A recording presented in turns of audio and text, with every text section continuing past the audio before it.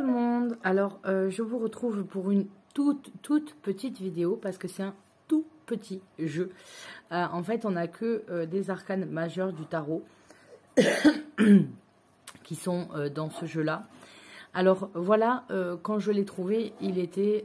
donc, c'est au festival, il y a une boutique qui, malheureusement, n'a pas survécu, on va dire, aux différentes fermetures du Covid, etc. Puisque c'était une boutique qui était assez récente. Et si je dis pas de bêtises, je crois que pour les calculs d'aide, il fallait regarder ce qui avait été fait avant, etc. Je ne veux pas dire de bêtises, mais en tout cas, quoi qu'il en soit, elle n'a pas pu survivre aux différentes fermetures suite à l'épidémie. Et donc, elle vendait son stock. Donc pour les jeux, en fait, la plupart, je les avais déjà. Et j'ai voulu un petit peu participer aussi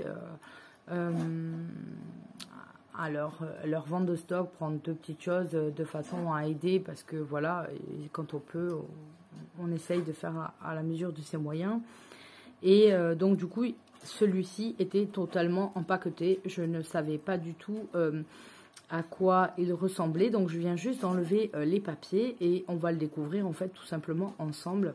Donc c'est Tarot les arcanes de l'étoile, on n'a rien d'autre en information à part édition du chaudron magique.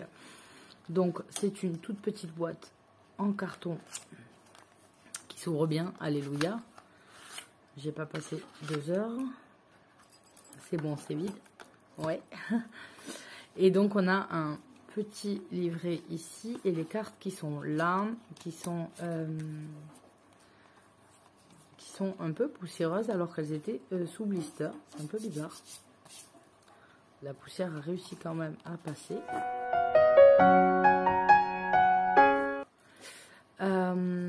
Et donc on a un tout petit livret en papier comme ça.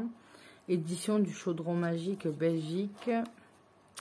On a une année 2011, donc c'est un jeu qui a 10 ans. Donc chaudronmagique.com, c'est une maison belge.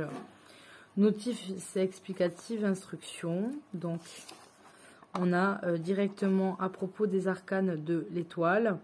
La particularité de ce tarot repose sur le contenu graphique atypique qu'il propose comparativement à un jeu plus classique. Il n'est pas là pour confirmer ou infirmer le sens de ses prédécesseurs, mais pour proposer une approche plus intuitive. Axé sur la subtilité et la sensibilité, pardon, ma voix qui s'en va, c'est un outil destiné à devenir le prolongement de son utilisateur. Donc on a les 22 arcanes majeures qui vont être expliquées comme ça. Donc tout le long, le battleur, la papesse. Donc on a le nom des arcanes majeures du tarot de Marseille. Et on nous propose une méthode de tirage en 10 cartes. D'accord, on a un tirage en croix un peu classique. Et après, après en fait, on a les instructions en anglais. Donc on a vraiment quelque chose de très très light. On va voir ensemble ce que ça donne. Donc on est dans une carte souple, sans plus, assez, en somme assez classique. Pour il y a 10 ans, on va dire qu'on est dans les qualités d'il y a 10 ans, il n'y a pas de souci pour ça. Donc on a la carte, d'accord, un dessin, juste le bord qui est blanc, j'essaie de voir avec vous, hein, et un cartouche avec le nom en français et en anglais. Donc on a le fou, où on va retrouver qui tient la besace, mais on ne voit pas grand chose. Ah d'accord, en fait on n'a que des personnages. Le battleur, un peu particulier, hein. La papesse, l'impératrice. Alors personnellement, le symbolisme qu'il y a, l'empereur, la façon dont c'est illustré, ça ne me parle pas vraiment. Le pape, je ne retrouve pas l'énergie de la carte du pape. L'amoureux non plus. On est dans quelque chose d'assez sombre. La justice, l'ermite. Mais c'est vrai que l'ermite qui est présenté là, lui, on voit en fait la petite lampe, etc. Donc je m'étais dit que quand même il y avait un symbolisme qui aurait pu être respecté et je me suis laissée tenter. Mais bah pas trop. La roue de fortune, je trouve qu'il est, il est sombre. Il ne présente pas vraiment le sens des cartes comme on peut le voir. Le pendu, il est juste attaché comme ça, alors qu'en fait la tête à l'envers a un sens quand même précis.